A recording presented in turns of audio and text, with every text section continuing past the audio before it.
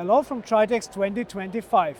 I'm here together with Stanley Kamanguya, CEO of ICT Authority in Kenya. Hello, nice to meet you, Stanley.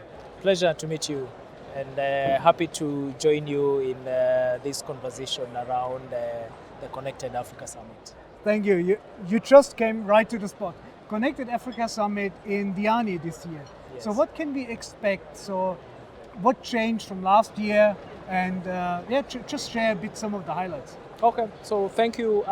It's a very exciting moment for us as the ICT Authority and indeed our country, Kenya, to proudly host the Connected Africa Summit 2025.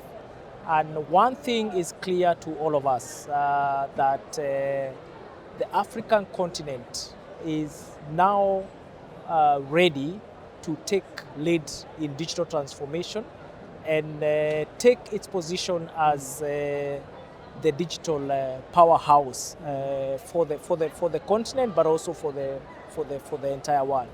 And so the Connected Africa Summit is looking to host not only the Africa continent, but also the rest of the world, from Europe to the US, to Middle East.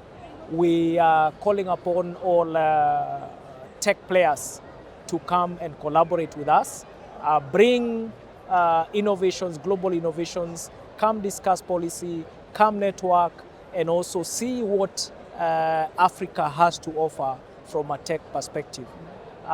It is also a privilege for us as Kenya. As you know, Kenya is the cradle of mankind, to welcome everybody home to Kenya.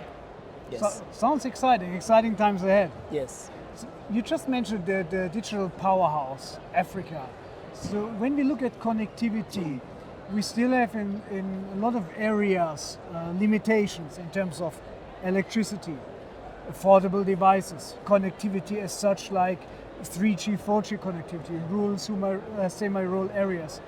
What do you think are the opportunities we have to overcome those challenges? Yeah, so the fundamental issue towards digital transformation is the issue of connectivity.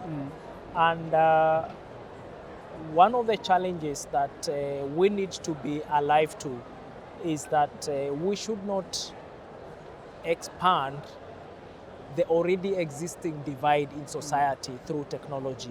Technology is supposed to help us to actually close the digital divide.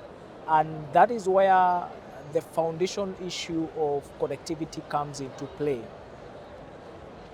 We are fairly connected as a continent. I think the average connectivity internet penetration for the continent is around 44%, which is fair. It is below the global average of 66%, but it is fair. In some countries like Morocco, they are doing very well. They are above 90%. We have some countries who are way below, 20% connectivity. And this platform of the Connected Africa Summit, first of all, helps us to address how we help the countries that are still lagging behind in connectivity to increase their connectivity levels by leveraging on the infrastructure that has already been done by the neighboring countries. And then secondly, look at how we can allow cross-border sharing of infrastructure for purposes of redundancy to ensure that the continent stays connected. And we can avoid the duplication of investment. And we can also avoid the duplication of investments. And I think the other thing is around, building the infrastructure is one thing, but deploying systems and services for the benefit of the citizens is another thing. And again, the services require additional huge investments in the area of data centers. So we are also saying this platform also is trying to look at how can the African continent synergize, for example, their cross-data sharing rules for us to take advantage of the investments that are already done in the various data centers in the region, instead of each country trying to build its own data center. Yes. So how important is the public and private sector partnership in this transformation process? This issue of digital transformation cannot be successful if everybody does not put their hands on deck. And therefore, the issue of collaboration between the private sector, public sector, development agencies, and the civil society, as well as the collective responsibility of all citizens, is paramount. If you look at digital transformation initiatives, be it infrastructure, be it systems, be it digital skilling of the masses, they are expensive. And we need to synergize and pool resources together from different sources for us to be able to achieve this. But most importantly, is a shared vision. Because if we don't have a shared vision for digital transformation, and we leave anybody behind, then that dream cannot be achieved. So one of the biggest things that we want to do in Connected Africa Summit is to rally everybody towards a shared vision for digital prosperity for the continent. So when we talk about shared vision, Tech Africa News will be official media partner of the Connected Africa Summit this year. We're very excited. Yes. How important is the B2B media on the continent from Africa for Africa?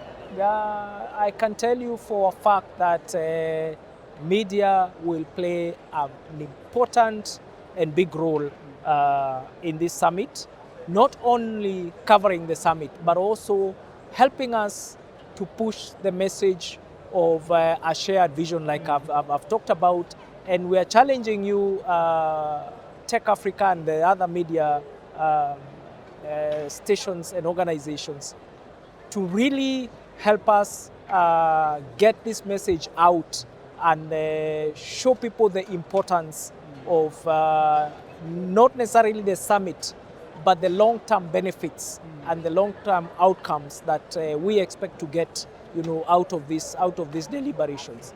One of the things that we aim to achieve, for example, is a look at how we can harmonize ICT regulations, ICT taxation across the continent, for us to be able to draw synergies from each other.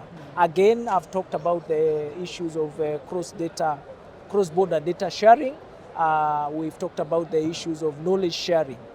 And we need everybody to be on board, and the media has an important role to play. Thank you. Yes. Thanks for your insights. Thanks for your time. Thank you so much, and I take this opportunity to welcome all of us to join the conversation as we shape the digital continent that is Africa. Thank you very much. See you at the Connected Africa Summit. In Diani.